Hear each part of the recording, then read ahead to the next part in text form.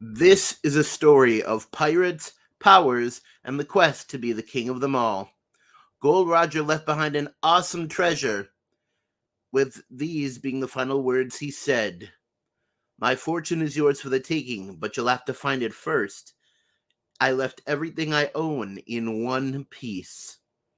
Now pirates from all over the world have set sail for the final island, Laugh Tale, and One Piece, the treasure that would make their dreams come true. Hello, everybody. This is a review of chapter 1072 of One Piece. All right, let's get right into it without further ado. All right, so in the cover story, we have quite an exciting moment. We're looking back in the past at Caesar Clown, Queen, and Vinsmoke Judge.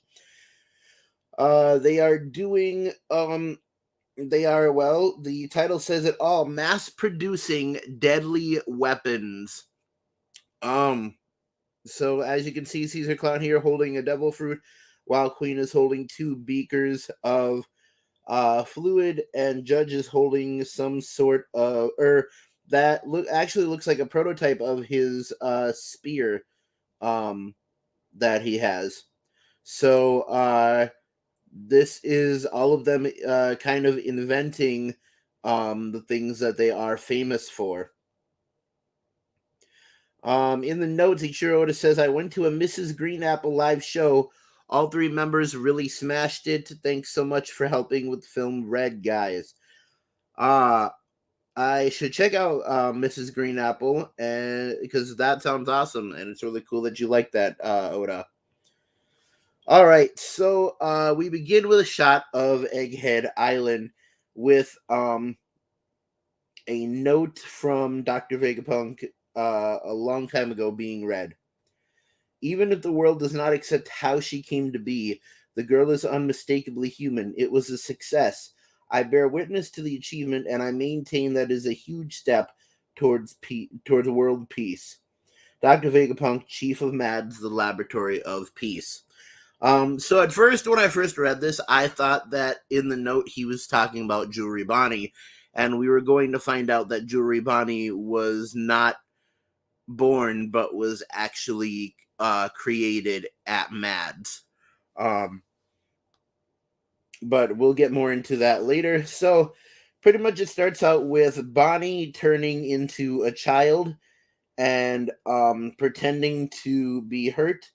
And then Dr. Vegapunk rushes up and she sees her opportunity and pops back to becoming a full-grown woman and goes to continue attacking Vegapunk while he yells, Bonnie, stop this.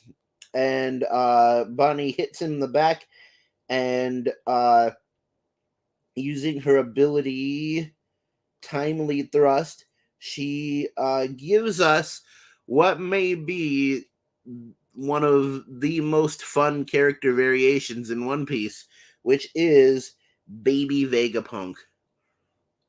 Baby Dr. Vegapunk, who is just so cute with that apple on his head. So it's interesting because when Vegapunk is affected by devil fruit powers, like he actually describes them in a full way instead of us just accepting what's going on.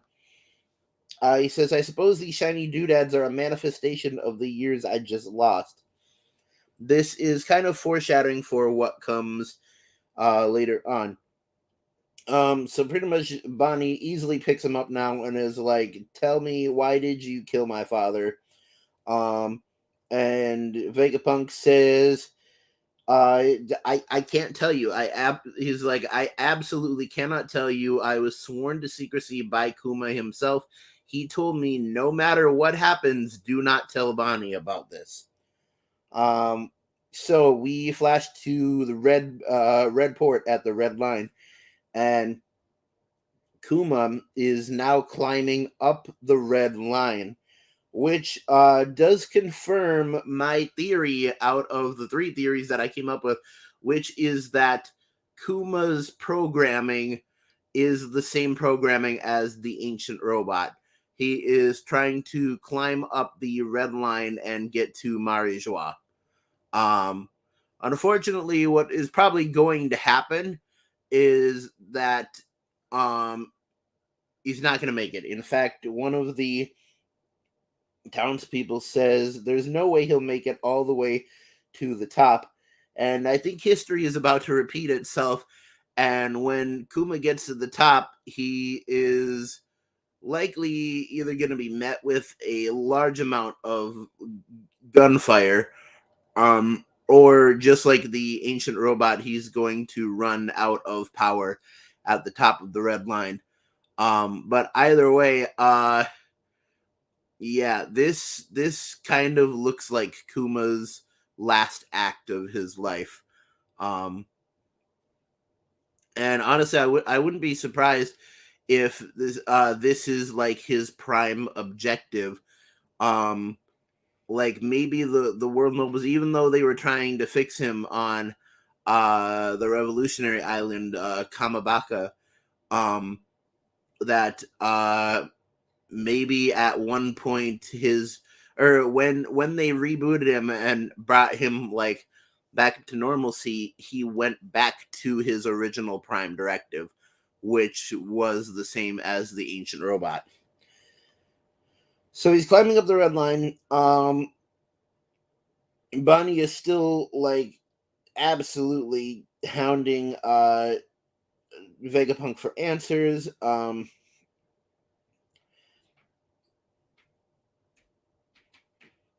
It's weird because young Vegapunk looks a lot like Mineta from My Hero Academia. So Vegapunk is like, it's been hard on me too. I wish I could forget the whole ordeal. But he's like, there's nothing more I can say on the matter. Bonnie punches him down, and then she hears beeping coming from a room nearby, and Vegapunk says, "Pay no attention to what's over there. It's got nothing to do with Kuma, you hear? There is no man behind this curtain." No. He doesn't say the no man behind this curtain, but it's kind of like a Wizard of Oz thing. So Bonnie says that's obviously a lie. And what's interesting is she breaks the mechanism on the door by using oil breakdown. And I didn't know she could do this, but it looks like she can also age objects, which means Bonnie technically has the same power as Shigaraki from My Hero Academia. She can age things so that they decay. Which is really, really interesting. So, I mean, if you think about it, Jewelry Bonnie has part of the power set of Big Mom. Big Mom could age people by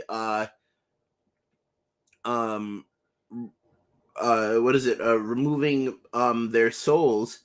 And really in this chapter, in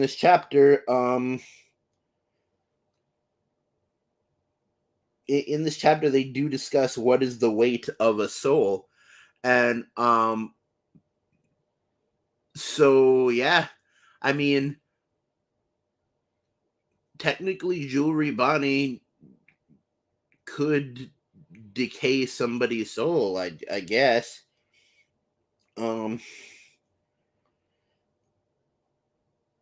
Anyway, she walks into the room and she finds a gigantic, and I mean like an Ursus shock uh um size paw bubble in this room.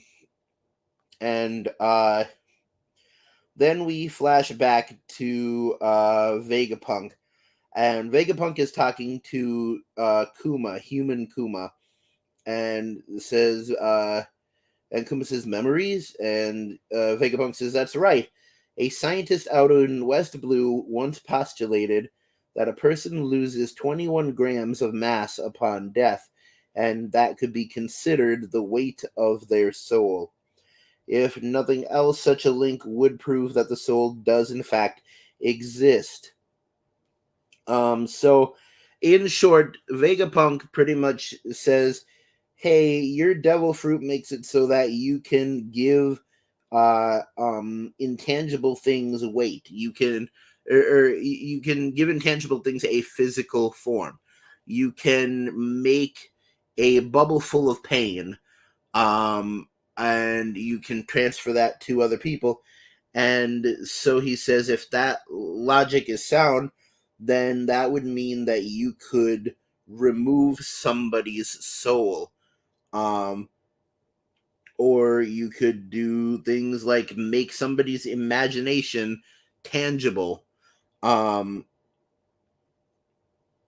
which, honestly, if we're talking about devil fruits and them being desires, if a devil fruit really is the desire of a person, that is a person's imagination being made into a tangible object. And he says, and memories as well. And so pretty much Vegapunk straight up asks Kuma, will you remove your own memories so that I can study them? And Kuma's like, that's far too personal, which he's absolutely right. And Vegapunk, who only cares about science and not really people, is like, please, it will help me advance science. No one else would see them, I promise. And so this is I'm guessing, is pretty much the secret that Kuma wanted to keep away from Bonnie, which was that to help Dr. Vegapunk and to progress science, Bartholomew Kuma decided to remove his own memories. So Baby Punk, which I love saying that right off the bat, Baby Punk says, don't touch that, Bonnie. And he says, I'm sure you're familiar with Kuma's powers. There's nothing there but pain. It's more than enough to kill someone. And so on the red line, there's Marines trying to shoot down Kuma. And Bonnie says, I know my father's ability all too well. And so we see, it looks like they have shot Kuma off of the red line now, and Kuma is now trying to defend so that he can continue his mission. And Bonnie says, his memories are here, aren't they? Man, I love that shot of Kuma right there, looking up while he's climbing up. That's so powerful. Then we flash back to the egghead label stratum outside of it, and then inside of it. So the Straw Hats and Shaka and all of the satellites are pretty much. Excuse me. They're pretty much trying to figure things out. And they said it's a good thing Zora and Brooke stayed on the ship. There's no way they'd lose. When they realized that the Seraphim on their own, because they can assess battle situations, they came in with CP0. And so now it's a really tense situation, because if one of the satellites can get outside of the labostratum there and tell the Seraphim to attack CP0, then they got it on the bag. But as of right now, CP0 still controls the Seraphim. And so I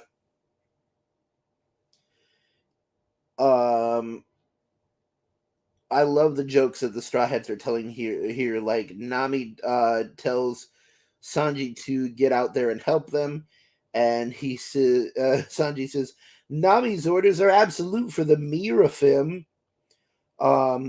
And Frankie calls him Swirlafim. Then we cut to Zoro and Brooke in one of the best panels that I've ever seen them in. They honestly look super cool here. Like, right now, CP0 is going up against what is likely the number one and number two best, well, actually number two and number three best swordsmen in the world currently. And I only put Brook behind Zoro because back in Thriller Bark, Zoro fought Brook's soul, and so really that battle was to show that Zoro can in fact beat Brook. And I honestly think that was the only reason that Zoro fought Ryuma. Well, partially to get Shusui, but also so that Oda could be like, okay, I want you to know in power scaling, Zoro can in fact defeat Brook, even though Brook is multiple times faster than light. And he can cut enemies without anybody being able to see him cut them. So Zoro's just like,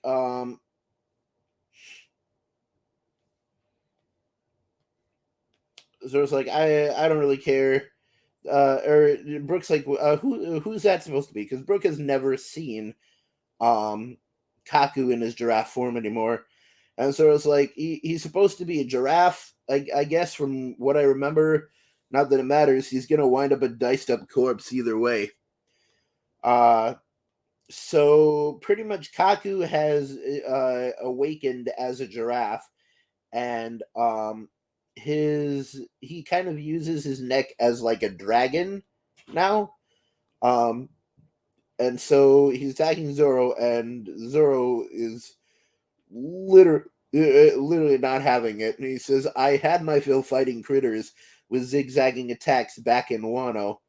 And I'm guessing he's talking about either Kaido or King. And Zoro's like, I'm tired of it. And easily just smacks down Kaku. And Rob Lucci orders the Seraphim to destroy the Labostratum. So they immediately destroy the entire Labostratum, which just shows their amazing power. And Kaku's like, they sure know how to razzle dazzle. They're basically doing our job for us. When all of a sudden, out of nowhere, and for no apparent reason, Stussy bites Kaku, and Kaku immediately falls unconscious. Oh, hey, we got Trix in here. Good to see you, Trix, man. We're almost done. Kaku immediately falls unconscious, and so Lucci looks over at Stussy and says, what are you doing, Stussy? And we see that Stussy is a vampire? And Stussy says, who, me? I'm just putting him to sleep. Would you please join him, Lucci? I think it's time for your catnap, too. That the child that was created by Mads was, in fact, not Juribani, but Stussy, who is a clone of one of the Rock's pirates, Miss Buckingham Stussy. And she's apparently a vampire who can put people to sleep. So yeah, we're probably gonna find out what that's all about next week, because there's the end of the chapter. All right. So that's the recap. Just to let everyone know, if you could, everyone who's watching this, if you could like, comment, and subscribe, that would be great. Also, check out our Patreon at www.patreon.com/AfroX. You can sign up there to donate to the channel in increments of 5, 10, 30, 50, or $100 a month. And you'll get different rewards for that kind of stuff. We have a Facebook page that AfroX. We have a Facebook group that is the official AfroX fan club. We have a Twitter that is at the real AfroX, even though Twitter is dying. We have a TikTok that is at AfroX_YT. And we have a PSN. We have a PlayStation channel, a gaming channel, sister channel that is called Afro the Sniper. So that's 5 different ways you can interact with the AfroX channel. Yeah, that's all the sponsors. Now moving on to my theories, my new theories and my take on the chapter. So, my word, Oda knows how to come back with a banger. I was really impressed, really impressed. So I'm so happy that one of my theories came to fruition. So, because I was watching the review a couple weeks ago from Joy Girl, and everyone in the comments was like, Kuma's a clone. There's a clone of Kuma inside Vegapunk Labs, and that's who he asked to come help him. And I honestly thought there was going to be a clone of Kuma when Bonnie found that room.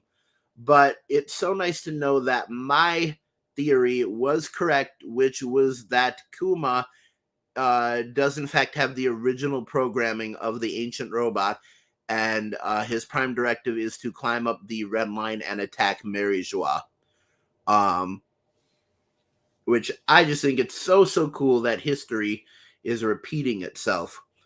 I feel really bad for Kuma because Kuma is one of my favorite characters, and we really bonded with Kuma over the years and stuff like that. Just knowing that this is probably going to be the last we're going to see of Kuma after this arc right here. But yeah, Stussy is a vampire clone. I don't know what to make of it. That right there, Stussy coming out as a vampire clone, is just more to what I've always said, which is that never, no matter how crazy the theory is, never dismiss a One Piece theory because Oda has done weirder. And the thing is, we will be able to guess theories for years to come. Years. And never once is any of us going to tap in to what Oda is actually going to pull. Because Oda is the king of wild cards. Like, you could guess theories for years and you would never hit what crazy shit Oda is going to do. But okay, Stussy is a vampire clone. So there we go. Parts I liked about this chapter. Kuma being revealed to have the programming of the original robot, of course. We finally got Zoro versus Kaku round 2, and Stussy kind of interrupted that, but honestly, Zoro is like easily just whooping Kaku. Like, Kaku has good attacks, but Zoro's on a whole nother level right now. Like, he's just straight blocking them. He's barely like attacking, and it's because he don't need to. Like, he's a flipping king of hell, man. Like, fighting Kaku is a warm up for this dude. I did like the reference to fighting King in Wano, because when he said I fought zigzagging opponents in Wano, that's what he's talking about. But yeah, Zoro versus Kaku round 2 was awesome, and I just love how he's just like, he says to Brook, "I got this, man. Go watch the ship," and Brook just walks away like nothing is wrong. But yeah, it's interesting because Brook has never seen either what is it Lucci or Kaku, so this is all totally new to Brook. But yeah, no, that's fun. Stuff. Oh, also really liked seeing Baby Vegapunk. Baby Vegapunk is or Baby Punk, as I'm gonna call him from now on. Baby Punk, coined by the Afro channel. Baby Punk was really really cute. And I think that's awesome. That's a good thing. Parts I didn't like about this chapter. I honestly didn't have anything I didn't like about this chapter. Just well, okay. I really I really think Vegapunk is very very like shady and kind of a jerk to even consider asking someone to remove their memories so that he can study them. Um yeah, that's almost like that's such a big invasion of privacy that Vegapunk might be over Mark Zuckerberg for invasion of privacy levels. Like like there is targeting you with ads based on everything you say on the internet, and there is asking you to remove your own memories. Yeah. Um so yeah, hearing that Vegapunk did that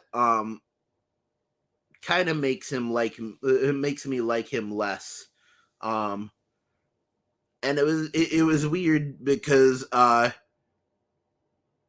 Baby Punk was so cute, but Vegapunk is kind of a jerk. Um Anyways, theories going forward. Kuma's gonna get up the red line. Either that or he's gonna be destroyed before he does. And at the top of the red line, he's either gonna run out of power or just be shot down by a bunch of gunfire. As for the stuff at Egghead, I'm guessing Stussy is going to either fight or immediately take out Rob Lucci. So CP0 kind of not a problem anymore. I'm guessing in the next 2 chapters we're probably gonna see something about Kizaru still coming. So yeah, really it's all up in the air. But I would like to hear what you think. Put your theories in the comments below, and I'll go through them. And next week, I will legitimately read your theories on what you think is going to happen in One Piece. So yeah, keep YouTubing, YouTubers. Don't fight the fro, and come back for the next piece of One Piece. To be continued.